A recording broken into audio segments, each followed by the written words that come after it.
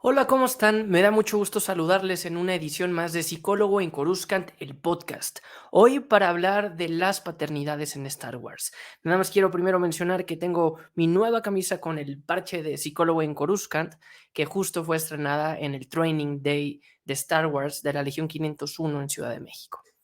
Gracias a toda la gente que sigue este espacio en diferentes plataformas de audio, de Spotify, de YouTube y también a Psicólogo en Coruscant desde Instagram. Hablar de psicología muchas veces es hablar de la relación que uno puede tener con su papá, con su mamá y de sus orígenes. Es ahí en donde uno realmente empieza a saber, a aprender la forma de socializar, de tener relaciones afectivas, de manejar la autoridad, de manejar los límites, la independencia, la individualidad. Muchas veces, cuando no se conoce mucho de psicología, una de las primeras capas o estereotipos que podemos entender es la paternidad, los famosos daddy issues, el famoso Edipo, en esta relación de este enamoramiento con la mamá y que evidentemente los límites sociales hacen que eso parezca una aberración, pero esto viene desde la mitología griega, haciendo referencia a estos principios, a esta afectividad y cómo se proyecta el deseo. No es sorpresa de nadie que Star Wars tiene unos pilares bien importantes en torno a la paternidad. Evidentemente, uno de los que primero se les podría venir a la mente es Darth Vader con Luke Skywalker. Con Darth Vader, si vemos cómo fue la forma en que cinematográficamente nos presentaron a la figura de Vader, fue realmente una evolución desde episodio 4 hasta episodio 3, ¿no? El orden de los primeros episodios, como los fuimos viendo, y cómo fuimos encontrando un poco esta humanización de Vader. En uno de los últimos episodios de este podcast justo hablábamos de Anakin en esta parte de humanización y todos los diferentes trastornos o los diferentes grietas de personalidad con una estructura narcisista, con temas de afectos, incluso con un posible bullying, que es lo que hablábamos en el último episodio. Pero hoy vamos a enfrentar y vamos a darnos cuenta el rol que tuvo la paternidad en Vader,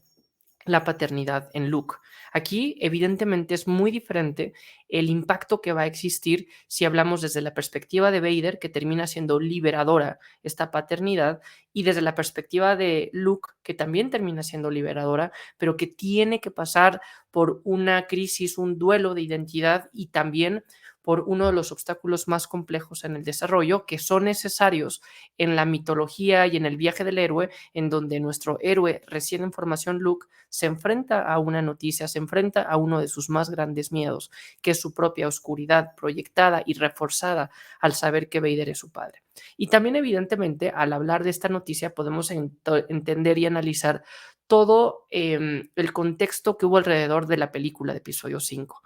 Es uno de los momentos que más cambian la historia de la trama, uno de las revelaciones de las primeras películas en la cinematografía, en donde se mantiene un secreto, incluso en la grabación, en donde es hasta el momento de la edición final, con la voz de James Earl Jones, que se cambia el diálogo a yo soy tu padre, ¿no? Cuando lo están grabando para mantener la protección y que no se spoilee y no se filtre esta noticia, el actor dentro del traje de Vader decía yo maté a tu padre, ¿no? Obi-Wan mató a tu padre. Hacía ahí algún eco a un engaño y Mark Hamill, el actor de Luke, justo se entera de cómo va a ser la trama de la historia momentos antes de la grabación, ¿no? Y por eso es tan auténtica la sorpresa y este grito de no tan emblemático que termina siendo un eco al no que va a gritar después Vader en el episodio 3 al saber que Padme murió. Entonces podemos analizarlo de diferentes perspectivas. Cinematográficamente, que creo que es la más común y que seguramente ya la habrán conocido, pero pues aquí en Psicólogo en Coruscant lo interesante es analizar la perspectiva psicológica, emocional, conductual al respecto. Vader pensaba que había muerto toda su parte humana cuando muere Padme, cuando sabe que mueren sus hijos, cuando mueren literalmente sus sueños. Y él toma la decisión de irse al lado oscuro, toma la decisión antes de la muerte de Padme, pero pues esto termina reforzando y termina liberando o termina no dejando una atadura para que Vader quisiera regresar al lado luminoso. Esto es parte de un plan de Palpatine bien interesante que lamentablemente le termina saliendo muy bien, en donde prepara el contexto para que primero engañar y manipular a Anakin, haciéndole creer que va a poder salvar a Padme y por otro lado haciendo todo lo contrario, ¿no? De hecho, esto termina siendo una especie de rima o de guiño con este principio de Edipo, hablando hoy de paternidades, que es esta mitología griega en donde se hace ver que Edipo sabe, ¿no?, que él va a terminar casándose con su madre y matando a su padre y termina haciendo todo lo posible y dice, no, es lo último que quiero y por saber esto, por querer cambiar su destino, termina haciendo su destino. Freud y el psicoanálisis utilizan este tipo de referencia o de mitología, por eso es tan importante la mitología en el análisis de la psicodinamia del aparato psíquico y por eso es que una mitología moderna, como puede ser Star Wars, también puede servir como premisa para un espacio como este, Psicólogo en Coruscant, para igualmente utilizar estas analogías para explicar la conducta humana. Como lo decimos aquí siempre, ¿no? Es más fácil hablar de todos estos temas si los vemos en una galaxia muy, muy lejana, porque le quitamos la defensa de nosotros proyectarnos y de personalizarlo y mejor verlo en una historia, en un storytelling que ya conocemos. Pero lo que hace Freud con el caso de Edipo es ejemplificar de qué forma una persona nace y empieza con una diada. La diada, como el nombre lo dice, es una situación de dos. Podríamos recordar el término que después se utiliza en episodio 9 con Ben y Kylo. En este caso, la diada al nacer es el hijo, la hija con la madre, ¿no? Y esta diada empieza desde la gestación, desde el embarazo, y los primeros meses son una relación simbiótica en donde prácticamente cada uno depende del otro para sobrevivir, para causarse de energía y también se alimenta físicamente de la madre, ya siendo una criatura en el entorno fuera de ella, ¿no? De hecho, por eso empieza aquí toda esta estructura oral, en donde la persona todo lo que conoce es a través de la boca. Evidentemente, el desarrollo el psicosexual que Freud marcaría sería después cambiar la perspectiva oral a una perspectiva anal, en donde la persona empieza a tener un control, en este caso de esfínteres, y empieza a tener esta conciencia de lo que depende de él y lo que no depende de él. Y en este momento es bien importante, en esta fase, cuando empieza a ver el control, lo que depende, lo que no depende, lo que tiene, sus pertenencias, lo que existe y lo que no existe, que se da cuenta que él no es el único que existe en la relación con su madre, que existe también una figura paterna y que es una figura paterna que incluso a veces puede resultar amenazante, porque pareciera, ¿no? ¿Cuál es la lógica en este psicoanálisis, en una explicación del desarrollo psicosexual muy básico? Que se tiene que apartar al bebé porque es el esposo el que tiene el lugar cerca de la madre, ¿no? Entonces aquí empieza esta proyección edípica en donde el niño quiere estar con su madre y la parte antagónica, lo que quedaría como una fijación, si no es bien manejada esta etapa, es un odio, una agresión negativa contra el padre y esto va creando estos famosos daddy issues o estas relaciones contra el poder, contra la autoridad, porque la primera autoridad que conocemos es a través de la figura paterna. Y evidentemente lo que al final una buena o una sana elaboración para no quedarse fijados en esta parte e ir avanzando a otra etapa de desarrollo es cuando se concilia y se hace ver que el padre no es un enemigo, al revés, es un aliado. Y aquí evidentemente también se podrían hablar de muchos roles de género, de masculinidad, de afectividad, de cómo hay que demostrar la afectividad en una figura paterna, pero bueno, aquí lo interesante es darse cuenta el niño que siendo como el padre, siendo un ejemplo a seguir, puedes estar con alguien como tu madre, ¿no? Y realmente aquí es en donde se elabora de forma sana esta figura y pasa a la siguiente etapa de desarrollo psicosexual, una etapa fálica en donde ya sale uno de la diada o de la triada padre-madre para empezarse a conocer a más personas, individualizarse e identificarse, a ser parte de una identidad, pero al mismo tiempo decir, pertenezco, pero soy diferente. Vienen los límites, límites que se ponen en la adolescencia y continúa así el desarrollo. Entonces, aquí es importante hacer este análisis porque nos damos cuenta de qué forma se juega una figura paterna en el desarrollo individual. Aquí, por ejemplo, si vemos el caso de Luke, Luke no tuvo estos límites directamente a través de papá y mamá, pero lo tuvo a través del tío Owen, la tía Beru, e incluso más adelante los tuvo a través de Obi-Wan Kenobi. Y yo aquí, para cuando vayamos a hablar de Obi-Wan Kenobi, quiero hacer simplemente una mención que más adelante voy a profundizar cómo Kenobi nunca juega un papel de paternidad con Anakin al ser hermanos, al ser pares, pero de qué forma termina proyectando ciertas características de maestro que muchas veces terminamos asociando con una figura de paternidad con Luke. Y aquí va a ser bien interesante darnos cuenta que Obi-Wan tiene estas diferentes perspectivas, pero no necesariamente un rol de paternidad en el caso de Anakin. Pero bueno, para Luke representa, no sabía que existía su padre que se llamaba Anakin, que tenía el mismo apellido, ¿no? Una cosa extraña cuando realmente lo que se quería era proteger la, eh, el anonimato de Luke, ¿no? Y que siga manteniendo el apellido de Skywalker. De hecho, vi un meme que decían, pues es que sonaba muy bien, muy mal, Luke Lars, ¿no? O sea, como que no rimaba y por eso fue que decidieron mantener el nombre. Pero bueno, aquí para Vader y para Luke, para cada uno de los dos tiene un significado muy diferente. Para Vader significa cuando se da cuenta que Luke es su hijo, que en este caso se lo dice Boba Fett. En el cómic de Vader 2017 de Marvel se profundiza a detalle cómo Vader queda intrigado por lo que pasó en episodio 4, cómo alguien sensitivo a la fuerza destruye la estrella de la muerte con un tiro que parecía prácticamente imposible, cómo sabe que regresa Kenobi y siente nuevamente este despertar alrededor de él, y Vader queda fijado, como era su personalidad enfocada de cazador, y dice, tengo que saber quién es esta persona. Y es Boba Fett quien descubre, como el mejor cazarrecompensas que era en sus épocas, que le dice, es Luke Skywalker. Y en este caso, para Vader significa un momento de insight, un momento de revelación, porque es recordar su origen. De hecho, yo tengo una teoría que he estado desarrollando en diferentes espacios, principalmente en Instagram, sobre cómo Vader empieza su proceso de regresar a la luz o de salir Anakin justo desde antes de que empiece episodio 5, cuando empieza este proceso y este viaje para recordar sus orígenes. En estos mismos cómics e incluso en los más actuales de Vader, podemos encontrar de qué forma regresa Naboo, regresa a su origen, está Sochi, esta figura de episodio 9, y que él primero evidentemente tiene mucha resistencia y llega al punto de que lo vemos en episodio 6 como una figura mucho más blanda y que sabemos al final de cuentas que termina un proceso de redención, de autodestruir a Vader, así como Anakin se autodestruye para que llegue Vader, él toma la misma decisión, Vader se autodestruye para que regrese Anakin después de muchos años de purgar su castigo en este traje y regresar como un ser luminoso. Pero para Vader significa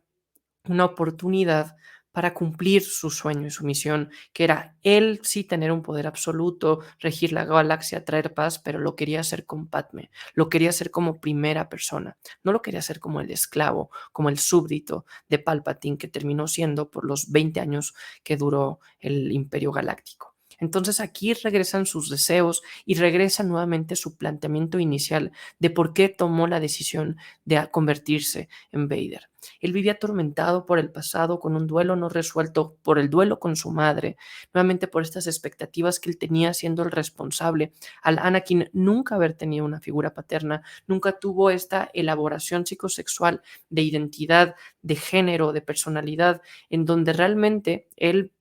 era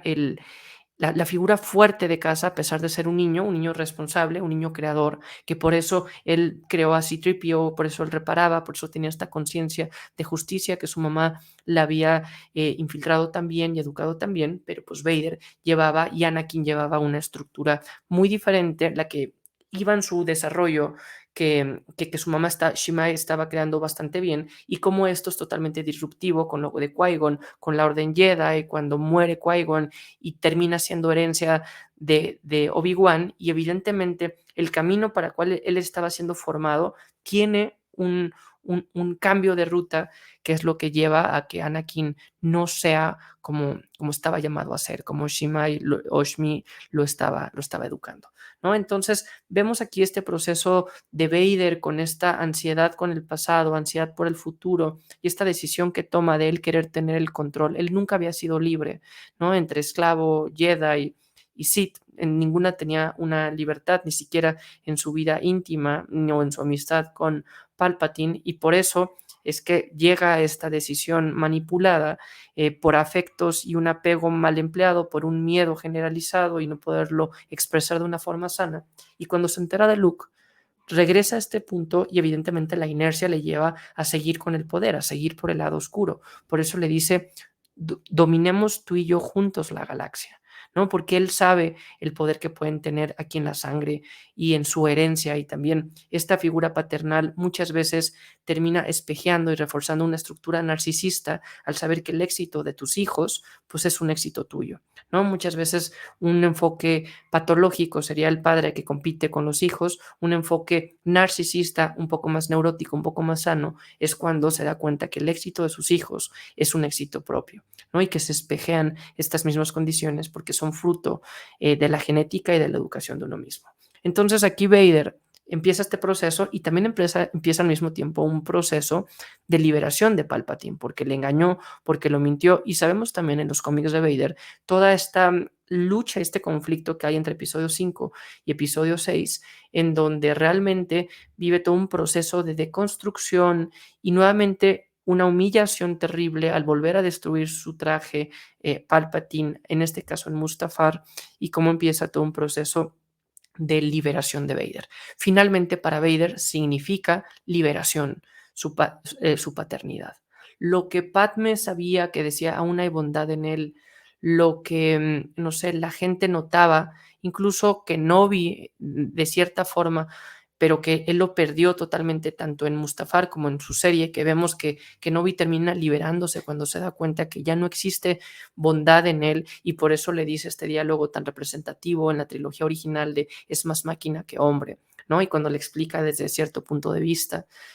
que Novi nunca vio lado positivo o fuerza o lado luminoso en Vader, y esto es mucho por la estructura mucho más rígida, que también hace poco hacía un episodio de la psicología de Kenobi, pero Luke, a pesar de todo el contexto, a pesar de los miedos que tenía en su propia persona, identifica cierto grado de bondad en él, porque Luke también se proyecta.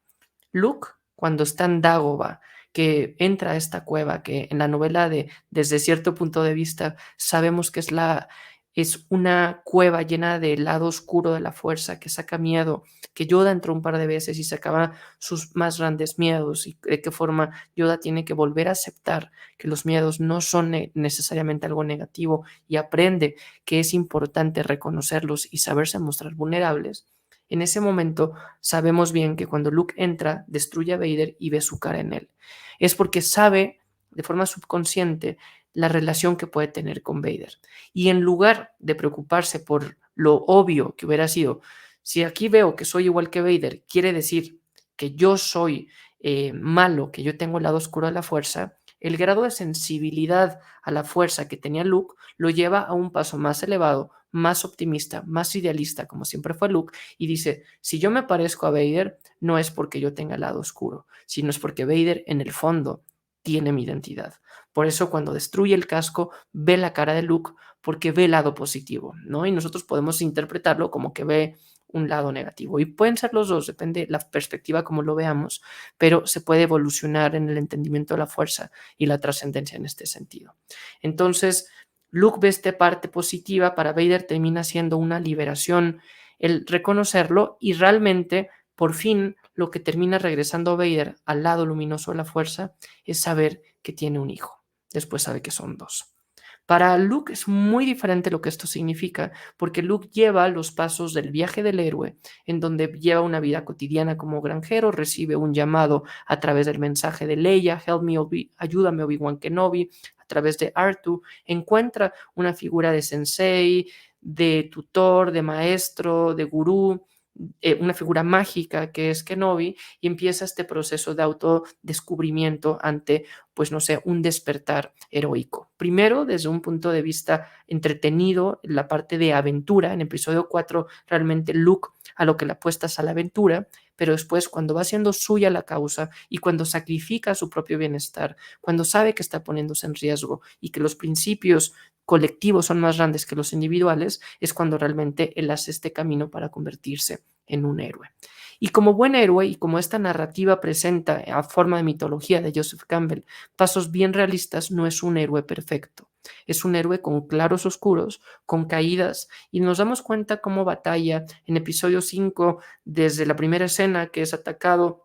en Hot, ¿no? Por una Wampa y nos damos cuenta, no sé, la fragilidad humana que puede tener, la relación que tiene con Leia, y esto evidentemente explota cuando pierde su mano, empieza a perder humanidad, empieza a tener prótesis y se empieza a crear un cyborg como su padre, y cuando se entera que Vader es su padre, no solamente es el shock de la noticia, el shock de saberse engañado, pero también es un tema de autoconcepto. Cada persona tenemos nuestro propio autoconcepto, como el nombre lo dice, es como nos definimos. Mucha gente te puede definir de alguna forma, pero pues no es tu autoconcepto, ¿no? Es la forma y es la imagen social o pública que cada quien puede tener. Pero una de las principales características en nuestros autoconceptos es nuestro origen, de dónde venimos, quiénes somos, y por eso es tan importante para el desarrollo de una personalidad saber quién fue nuestro padre, quién fue nuestra madre. Más allá de qué tan cercanos hayamos sido a ellos, es importante porque eso empieza a definirnos, y más allá de la carga genética que pueda existir y esta predisposición a cometer ciertos actos que sí existen, este grado de tendencias similares por el temperamento químico que heredamos de nuestros padres, también aquí se crea una necesidad, Gestalt lo cuenta muy bien, de cómo uno tiene que construir y cerrar una imagen. No sé si ustedes han visto estas imágenes en redes sociales, en test psicológicos, que son puros bloques y un bloque no lo tiene y tu mente ya hace un sesgo, una trampa porque no tolera el no completar una escena. Estos efectos ópticos que te preguntan qué ves, qué no ves, el cerebro hace un ejercicio de completar, hace incluso algunos trucos para completar la imagen, para equilibrarla, para balancearla. Aquí Gestalt también hace mucho referencia a cómo nosotros necesitamos terminar nuestras historias. A veces a uno le cuentan una historia de cuando uno ve una foto de cuando era bebé y tú ya te crees esa historia, incluso la recreas en tu mente, piensas que es tuya, pero realmente es algo que alguien te contó y que introyectaste. Esto es un ejemplo para darnos cuenta de qué forma nuestras paternidades, perdón, nuestros padres, nuestras madres, nuestro origen, son parte de la historia que nosotros mismos nos contamos. La narrativa que vemos en Star Wars, que es una historia, es muy importante porque lleva un ritmo y es la forma en que entendemos al canon. Pero todo en el mundo está contado por historias, ¿no? La forma en que aprendemos, la forma en que nos enseñan, la forma en que pensamos, la forma en que escribimos, la forma en que nos comunicamos, tiene una historia lógica, tiene un storytelling y también evidentemente nuestro autoconcepto. Y para Luke es bien importante de qué forma cambia y se redefine y cuando se quitan las bases de tu identidad se caen, sobre todo si no es una identidad sólida. El psicoanálisis muchas veces lo que hace es destruir para volver a construir una identidad y un aparato psíquico. Luke pasa esto, pasa una crisis de reinventarse, pero tenía las bases suficientemente sólidas para que en lugar de irse al lado oscuro y decir, ya no soy nada, fui engañado por Ben, nada sirve, voy a hacer lo mismo que mi padre, sabemos lo que pasa en episodio 6 y el rumbo y de qué forma lleva esto y también cómo vive esta paternidad. Y algo bien interesante que recientemente aprendimos de la forma en que Luke vive la paternidad es cómo él va creando su nueva escuela, su nueva academia Jedi. Y podríamos tener aquí algunos guiños que sé que es un tema sensible si lo vemos en torno a Ben Solo. Más adelante vamos a hablar de la paternidad de Ben Solo y de su resistencia que tiene con Han y de qué forma se niega a aceptar su origen. Pero es bien interesante lo que vemos en el libro de Boba Fett y en la temporada 2 de Mandalorian, cuando Luke se enfrenta con Grogu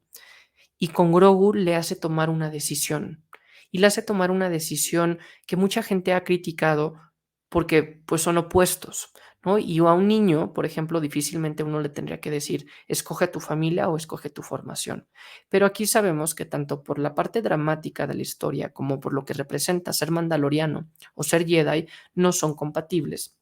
Y no son compatibles por los apegos y no son compatibles por esta relación de paternidad. Y si bien en la Orden Jedi existe una figura de maestro y aprendiz, Luke sabe que un maestro nunca va a suplir una figura paterna, porque lo vivió en primera persona y porque ese no es el rol, ¿no? Porque un padre evidentemente va a formar, va a educar, pero también va a dar afecto, también va a dar contención, también va a abrazar. Y creo que aquí en nuestro planeta, poco a poco, la figura de paternidad se va haciendo mucho más permisiva en torno a las emociones y que ya no es como antes lo podíamos concebir únicamente rigidez y autoridad, sino también emociones. ¿Y de qué forma vamos deconstruyendo nuestras nuevas masculinidades, permitiéndonos sentir, permitiéndonos llorar, permitiéndonos expresarnos, incluso tener juguetes y colecciones? Está cambiando el mundo, estamos cambiando la forma de llevar esta paternidad. Y esto no lo quiero llevar a una visión crítica de otras generaciones, porque sería muy injusto con la sabiduría actual criticar la ignorancia del pasado. Por suerte, como cultura, como planeta en la Tierra, vamos evolucionando en la forma de entender estos conceptos. Pero bueno, regresando al punto en que Luke da a escoger a Grogu entre estas dos opciones, Luke sabe que en la Orden Jedi nunca va a encontrar una figura de paternidad, que él no se la va a ofrecer, que a él no le corresponde. Y por otro lado, otra cultura, otra orden, otro credo, que es la mandaloriana, mucho más en ser clanes, en ser equipo, en luchar, en guerrero, aquí sí existe esta figura de dualidad, de adopción, ¿no? Un youngling, un iniciado, no es adoptado por la Orden Jedi y empieza un proceso de formación escalonado y jerárquico. En un clan mandaloriano sí existe este proceso de ser un depósito y de ser uno más y de entrar en la familia y de ser realmente comunidad. Y lo que encuentra con Din Djarin es esta figura de paternidad. Y por eso en el fondo creo yo que Luke sabe que la paternidad es importante y que tiene este duelo y esta pérdida él mismo que con Grogu no iba a poder tener. Y creo que esto puede ser un puente muy natural para hablar de esta segunda paternidad, que es muy obvia dentro de Star Wars, que es la de Din Djarin. Lo vemos a él como un lobo solitario, lo vemos también a él con un viaje del héroe, lo vemos a él incluso con una perspectiva no tanto del héroe típico, sino incluso de antihéroe, en donde el fin justifica los medios, en donde empieza este proceso de convertirse entre mercenario que tiene una ganancia económica, como lo puede tener Andor, como lo puede tener Han Solo, como lo puede tener Boba Fett. Es un esquema muy común utilizado en la mitología de Star Wars, en donde encontramos héroes como Rey o como Luke o como Ezra, que encuentran primero, a primera instancia, el bien último y estos valores y este punto de sacrificio, y existen otros mucho más humanos, mucho más reales, en donde se enfrentan a estas situaciones de primero tengo que estar bien yo, primero tengo que ganar y después ya poder servir. También ya tuve un episodio en donde hablaba de los mecanismos de defensa que usa Din Djarin y cómo un mecanismo de defensa es este término psicoanalítico que hace ver de qué forma protegemos nuestro yo consciente, protegemos nuestra parte de la identidad que damos con el mundo frente a la ansiedad interna que tenemos sobre nuestro subinconsciente, que sale como subconsciente con algunas características y las proyectamos, las negamos, las transferimos a través del humor, las sublimamos y evidentemente también pues las terminamos elaborando y aceptando. Y para Din Djarin, igual que para Vader, significa la paternidad un momento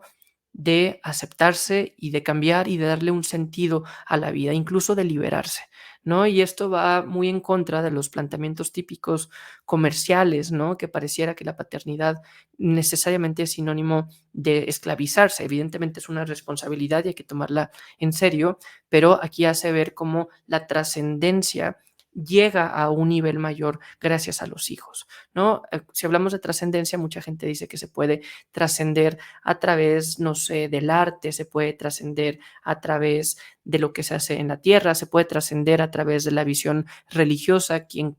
tiene ya este estereotipo de saber que hay vida después de la muerte, como se enseña o se doctrina, pero también se puede trascender a través del amor, se puede trascender a través de la herencia, se puede trascender a través de los hijos, ¿no? Entonces aquí Din Djarin tiene esta perspectiva a través de Grogu, en donde realmente pone su balanza y se da cuenta que para él es más importante su hijo, ¿no? Grogu, su clan, en donde transfiere todo lo que él ha venido aprendiendo y que él también vivió de una forma interesante porque él también perdió a sus padres, él también fue adoptado y él lo proyectó en un clan y en un clero muchísimo más radical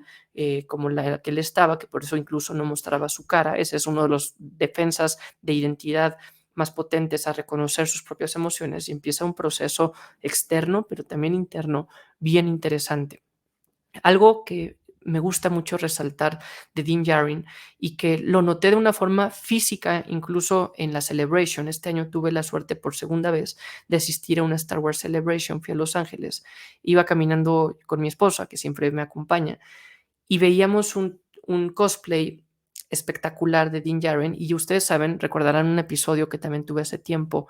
que hablábamos de cosplay, que cosplay no es únicamente usar un disfraz, es realmente interpretar al personaje. Entonces estaba un Din Djarin, un mandaloriano, en su papel de mandaloriano, estábamos en el food court, la gente comiendo, y él estaba recargado que creo que era un poste de luz, solitario, como debería ser el personaje, con el traje perfecto,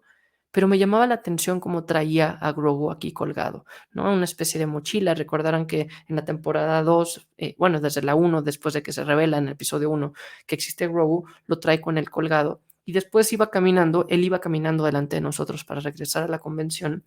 Y me llamaba la atención de qué forma cambia el estereotipo de héroe, porque lleva armadura, lleva armas, lleva un casco espectacular, lleva una capa, lleva, no sé, la cantidad de gadgets que tiene su traje. Es un estereotipo de lo que podríamos ver como un héroe, como un juguete de acción, pero también trae a su hijo colgado, ¿no? Cómo se rompe este estereotipo, estos roles de género binario en donde una muñeca es para una niña y un arma es para un niño o un cochecito es para un niño, y aquí es todo lo contrario, ¿no? Din Djarin con una figura heroica, pero él asumiendo su paternidad. Eso me encanta y también hice algunos posts al respecto de qué forma se vive en esta línea.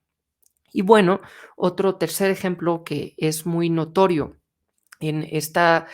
saga es hablar un poco de las secuelas. No me odien, no se vayan, ¿no? Si siguen por acá es porque pues, les ha gustado el contenido a pesar de hablar de las secuelas, ¿no? Pero Ben Solo podemos notar otro caso de negación, de vergüenza, de decir yo no quiero ser lo que me piden que sea, ¿no? Y aquí Ben Solo vive con las expectativas de una carga y muchas veces esto puede reflejar un miedo a no cumplir con lo que se espera, de decir, mi madre es Leia, mi tío era Vader, perdón, mi tío es Luke, mi abuelo es Vader, mi papá es Han Solo. Ellos cambiaron el rumbo de la historia de mi galaxia. Se espera y las expectativas están en torno a mí, porque tengo la sangre de un Skywalker y tengo también esta visión y esta personalidad de haber sido educado por Han Solo. Y evidentemente un mecanismo de defensa, utilizando nuevamente aquí, y es yéndose a lo contrario, una formación reactiva, aquí diría,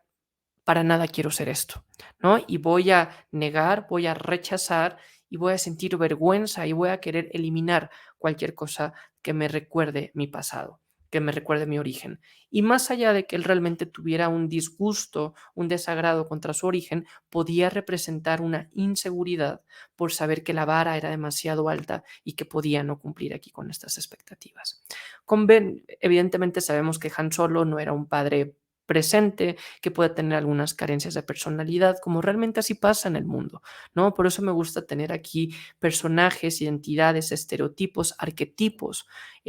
tan claros. Han Solo tiene el arquetipo del transmutador. Un arquetipo es esta figura que Carl Jung, este psicoanalista sistémico, hace ver que hay algunas figuras que se tienden a repetir porque lo aprendemos, porque nos lo cuentan y también porque tenemos esta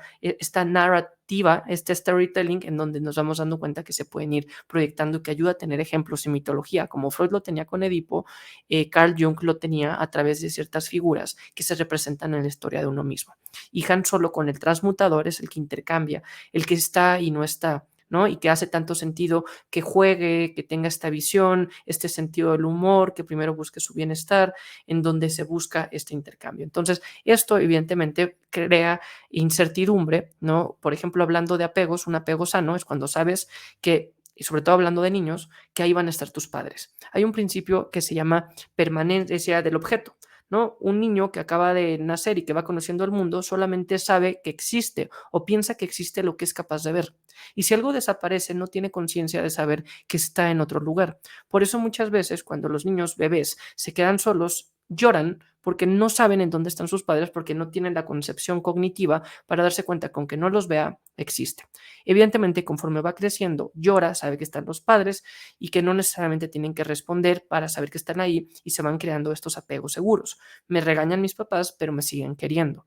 Un apego inseguro es cuando este viene de una relación intermitente. A veces está, a veces no está, a veces responde, a veces no responde, a veces me regaña, a veces no me regaña, a veces me dice que me quiere, a veces no me dice que me quiere. Entonces no sabe qué esperar, eso genera incertidumbre y eso es la base de un apego inseguro. Y lo que tuvo Ben Solo fue un apego inseguro, fue una intermitencia tanto de su padre como de su madre. En Líneas de Sangre también vemos de qué forma Leia sabe que no ha sido la mejor madre, que fue una gran líder, que tiene en mil cantidad de características muy potentes y que incluso alguien le dice, sí fuiste madre, pero de la galaxia, de la rebelión, pero no tanto de su hijo. Y eso muchas veces pasa en figuras monárquicas en donde sacrifican el bien individual por el colectivo y esto termina siendo un punto heroico. Pero cuando el sacrificio individual afecta a los cercanos, es cuando empieza este conflicto de los apegos, que lo podemos ver tanto con Spider-Man, de reconocer y si es público o no, si va a exponer que está con su novia y con Mary Jane y que esto podría representar un riesgo, esto lo podríamos entender también desde esta perspectiva de la responsabilidad de los apegos. Y que esa sería la lógica en la cual algunas órdenes religiosas o la misma orden Jedi es tan rígida y pone tantos límites a no tener apegos para no descuidar esta perspectiva o esta objetividad o incluso exponer a quienes pudieran llevar estos puntos. De apegos también ya tengo otro episodio, pero bueno, aquí podemos darnos cuenta cómo Kylo proyecta esto mejor hacia su abuelo, un ejercicio similar pero opuesto a lo que pasa con Luke y bueno, pues el camino que va llevando y cómo finalmente en episodio 9, en su subconsciente, en su interior, Ben tiene este proceso de liberación cuando regresa con Han y hace el mismo diálogo, el mismo ejercicio de darle su sable, de decir no me atrevo a hacerlo. En episodio 7, él mata a Han. En ese momento es cuando